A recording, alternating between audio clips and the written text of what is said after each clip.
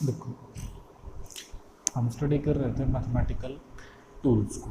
Mathematical tools में हमने graph को स्टडी कर लिया है, स्लोप को स्टडी कर लिया है, ट्रिग्नोमेट्री के जो फंक्शंस हैं उनको स्टडी किया है। और नेक्स्ट जो आपके पास आता है वो आता है फंक्शंस एंड लिमिट्स। इसमें आपको दो तीन पॉइंट्स चीज़ें स्टडी करनी है, फंक्शन, लिमिट्स। ठीक है, तो उससे पहले आपको कुछ चीज़ों के बारे में पता हो, जो बेसिक इसके कुछ टर्म्स हैं। फर्स्ट टर्म आती है हमारे पास क्वांटिटी। What is quantity? आपने क्वांटिटी क्या होगा? It is a thing which can be measured. Means physical science में हम जिसे मेजर्ड कर पाएंगे किसी ऑब्जेक्ट को, तो उसके लिए जो हम टर्म यूज़ करेंगे उसे क्या बोल देंगे हम? क्वांटिटी। क्वांटिटी फॉर के एग्जांपल्स क्या क्या हैं? Mass, length, time, speed, acceleration, velocity, momentum, ये सब चीज़ें क्या होंगी? क्वांटिटी। ठीक है, मास को आप मेज़र कर सकते हो किलोग्राम में, लेंथ को मीटर में, टाइम सेकंड, स्पीड मीटर पर सेकंड, एक्सेलरेशन मीटर पर सेकंड स्केयर। तो जिनको आप मेज़र कर सकते हो उन सभी को क्या ले लेंगे हम? क्वांटिटी। ठीक है, अब क्वांटिटी को हम जब लेंगे तो दो टाइप्स के आएंगे भाई। वो कांस्टेंट हो सकते हैं एंड वेरिएबल। कांस्टेंट आपको पता है विच डज नॉट चेंज, हमें तो ये स्टडी किया है। कांस्टेंट क्या होंगे? Which does not change during mathematical operations, these are known as constant. वो कांस्टेंट क्या क्या है मैथमेटिकल ऑपरेशन में जिनकी वैल्यू चेंज नहीं होती? पाई, वी नो दैट 22/7, या आप क्या ले सकते हो? 3.14। ई, मैथमेटिकल ऑपरेशंस में ये भी कांस्टेंट रहेगा, वैल्यू चेंज नहीं होगी। Same goes for integer. वो इंटीजर अब आपका पॉजिटिव भी हो सकते हैं इंटीजर एंड नेगेटिव भी, ये पता ही है हमें। फ्रैक्शन वैल्यू 2/3, 4/7, वो सब क्या रहेंगी? कांस्टेंट। ठीक है, अब क्या आता है आपके पास? वेरिएबल्स। वेरिएबल्स क्या हैं?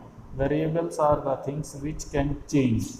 मीन्स जिनमें कोई ना कोई चेंज होगा, जो वेरी करेंगी different values during mathematical operations. वो जनरली क्या होते हैं? आप x ले सकते हो, y ले सकते हो, z ले सकते हो। ठीक है, जनरली क्या ले लेते हैं हमने? x, y, z which can change. ठीक है, क्योंकि इनकी वैल्यू हम चेंज कर सकते हैं ड्यूरिंग मैथमेटिकल ऑपरेशंस, जब वो चेंज होंगे। क्यों? वेरिएशन शो किस में होता है? ज़्यादातर ग्राफिकल प्रेजेंटेशन में हम जो शो करेंगे एक्स एक्सिस पे, वाई पे, जेड पे, इस तरीके से।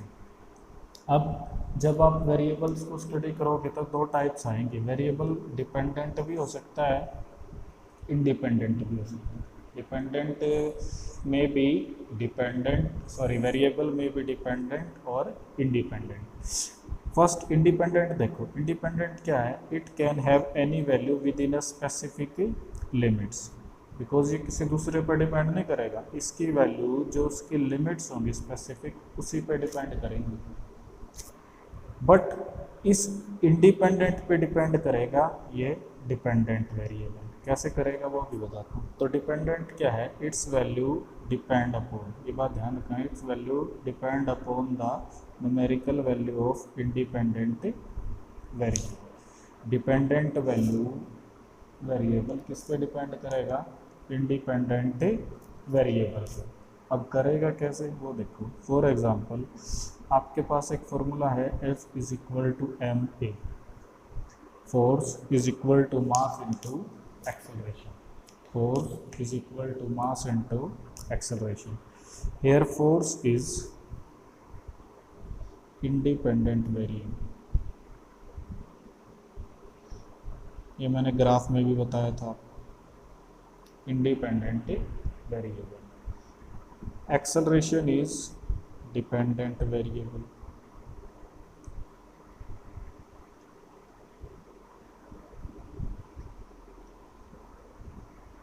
मास पता ही आपको क्या रहता है?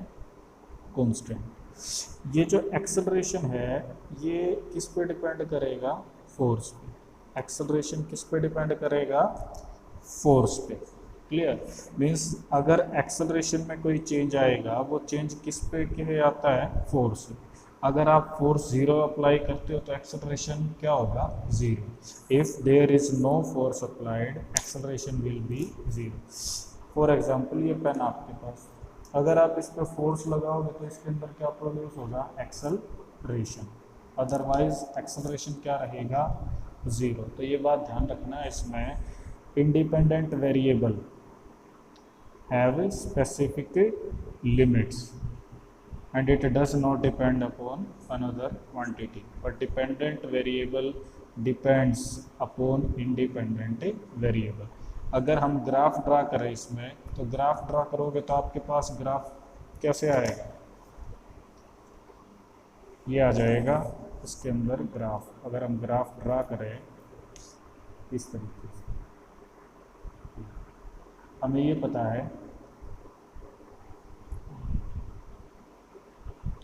किस किस के अंदर ड्रा करना है हमने ग्राफ अभी, फोर्स एंड एक्सेलरेशन। ये आपका force and that is acceleration.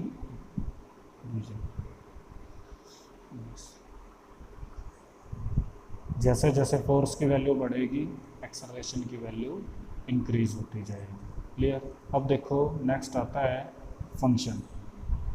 Function क्या है आपके पास, इसको एक बार अच्छे से क्लियर कर लेना, फिर इसमें आगे प्रॉब्लम आएगी नहीं हमें, क्योंकि ये फिर डेरिवेटिव में, इंटीग्रेशन में काफ़ी की रोल प्ले करेगा। What is function, if the value of one variable, आपके पास कोई वेरिएबल है y, if the value of one variable which is y, किस पे डिपेंड करती है, किसी दूसरे वेरिएबल पे।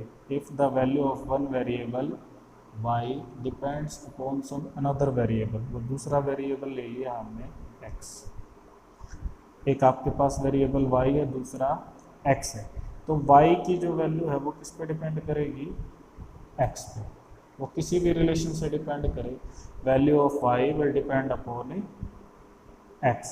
सो वी कैन से दैट कि भाई fx अगर हम लिखते हैं, so y is function of x, y is function of x। तो ये जो टर्म है ना, ये fx, ये क्या शो करती है आपको, function of x, function of x। ठीक है। सो ऐसे अगर आपको कुछ मिलता है लिखा हुआ y is equal to f(x), so we can say that y is function of x। Clear.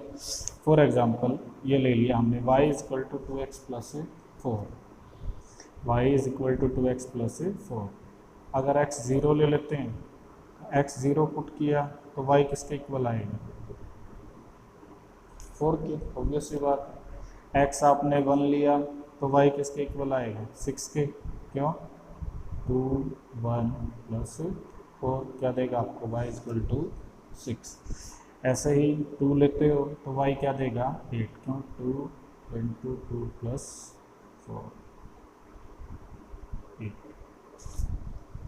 2 plus 2 into 2 plus 2 plus 4 that is equal to 8। इसी तरीके से ये एग्जांपल कर सकते हो आप, y equal to 2x square plus 4x plus 2। x 0 रखते हो तो x 0 रखोगे तो ये टर्म 0, ये term 0, y will be equal to 2। y किसके इक्वल रहेगा, यहाँ से 2 के। 1 रखते हो तो 2 1 square plus 4 into 1 that is equal to 8। x is equal to 2 रखोगे, this square of 2x square 4x plus 2 8 8 18। तो फंक्शन आपको ये बात ध्यान रखनी है कि वैल्यू जो y की होगी वो किस पे डिपेंड करेगी, x पे। तो जहाँ भी आपको fx मिले that means that is the function of x। अब ये जो फंक्शन है आपके, तो फंक्शन की टाइप्स मिलेंगे आपसे, ठीक है। जो बेसिक चीज़ें रहेंगी वो होंगी कैसे, we have the elementary functions. इसके बाद नेक्स्ट हम पढ़ेंगे डेरिवेटिव एंड इंटीग्रेशन। फर्स्ट आपसे पूछता है power function y is equal to x power n, y is equal to x power n। तो हम क्या लिख देंगे, what is n? n power ही तो है, पावर ही है, या n क्या है, कोई भी कांस्टेंट रियल नंबर हो सकता है। y is equal to x power 2 हो सकता है, y is equal to x power 5 हो सकता है, कुछ भी मिलेगा, ठीक है। इफ n इज 0, ये बात ध्यान रखना, if n is 0, n 0 means if y is equal to x power 0, if y is equal to x power 0, then x power 0 है तो क्या आएगा 1, we can say that y is equal to 1। किसी भी टर्म के लिए अगर उसका एक्सपोनेंट या पावर 0 है तो उसे हम क्या लिखते हैं 1। नेक्स्ट लिखेंगे ट्रिग्नोमेट्रिक फंक्शन। ट्रिग्नोमेट्रिक फंक्शन क्या होता है, y is equal to sine x cos x, ठीक है। तो ट्रिग्नोमेट्रिक फंक्शन आपको पता ही है, कर चुके हैं हम, वो साइन के टर्म में मिल जाएंगे, कोस टेंजेंट कोट, इस तरीके से। एक्सपोनेंटल एंड लॉग ये एक दूसरे के क्या है, इनवर्स, ठीक है। एक्सपोनेंटल में क्या है, y is equal to a power x, तो ये जो पावर x है आपकी, इसको हम क्या बोलेंगे, एक्सपोनेंट, इसे हम क्या बोल देंगे, एक्सपोनेंट। और a क्या होगा इसका, बेस, a क्या है बेस, और x क्या है एक्सपोनेंट, क्लियर। नेक्स्ट आता है लॉगरिथम, लोग हमने स्टडी किया ही था कल, फिर भी देखो कि लोग किसके इक्वल आएगा हमारे पास, लोग इक्वल आएगा हमारे पास y is equal to log e, y is equal to log e, y is equal to log e, वो क्या है आपके पास base, y is equal to log e, वो क्या है आपके पास बेस, एंड 2 क्या है आपके पास एक्सपोनेंट, 2 क्या है आपके पास एक्सपोनेंट, और बेस क्या रहेगा, क्लियर। ये ध्यान रखना है आपने। तो इसके अकॉर्डिंग केवल एक पेंडिंग है हमारे पास, डेरिवेटिव एंड इंटीग्रेशन, उसके बाद हम थ्योरी स्टार्ट करेंगे।